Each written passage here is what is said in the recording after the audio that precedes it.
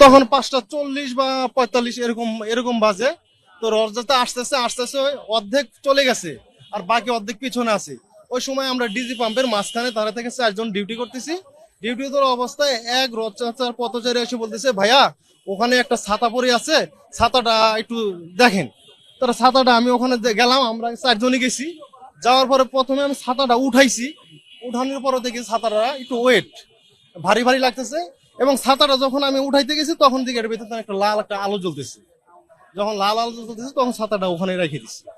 রেখে দিয়ে ওই রাস্তার এই পাশে পুলিশ ডিউটি করতেছিল। তো পুলিশকে বললাম যে ভাইয়া এই আপনাদের ডিউটিরত অবস্থায় এসআই স্যার আছে, উনি কোথায়? তো উনি পাশে আছে। তো ওনাকে একটু ডাকেন তো, এখানে তো ওই যে ছাতার ভিতরে কেমন আলো জ্বলতেছে, এটা কেমন ম্যান লাগতেছে একটু দেখেন প্লিজ। তখন মনে করেন যে স্যারকে ডাকে নিয়ে আসলো। স্যার বললো যে হ্যাঁ এটা তো দেখতে কেমন লাগতেছে। ওটা স্যার আবার ছবি উঠাইলো। ওনার বলে আচ্ছা ঠিক আছে সমস্যা নেই, এটা আমি কেউ ধরো না। হ্যাঁ, আর রথযাত্রা যারা পথচারী আসতেছে তাদেরকে একটু ওদিক দিয়ে সরায় দাও।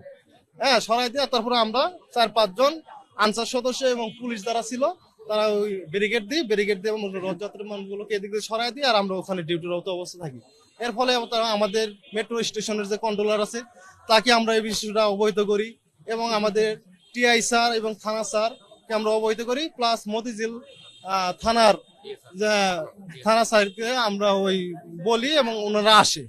আসার পরে তারপরে মনে করেন যে আপনার এই বিষয়টা দেখার পরে তারপরে মনে করেন যে আপনার ওই বোম নিষ্ক্রিয় যে ইউনিট আছে ওই ইউনিটের কাছে ওনারা ফোন করে এবং উনি আসার পরে ওটা আপনার প্রায় তখন সাড়ে 6:30-7টার দিকে এরকম হবে আর কি।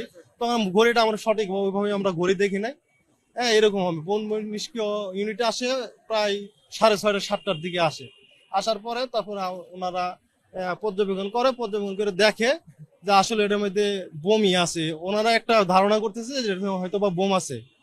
তারপর উনি বললো যে আচ্ছা ঠিক আছে আমরা এটা দেখতেছি, আপনারা ওদিক দিয়ে মানুষজনকে পাশ দিয়ে সরাই দেন, আমরা এটা দেখতেছি।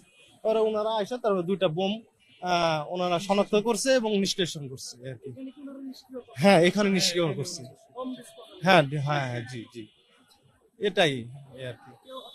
না, এখানে কোনো হতাহত হয় নাই। না না, রথযাত্রা তার আগে তো আমরা এদিক দিয়ে ডিউটি করতেছি। রথযাত্রা যাওয়ার আগে আমাদের এদিকে নিচে টহল ডিউটি ছিল।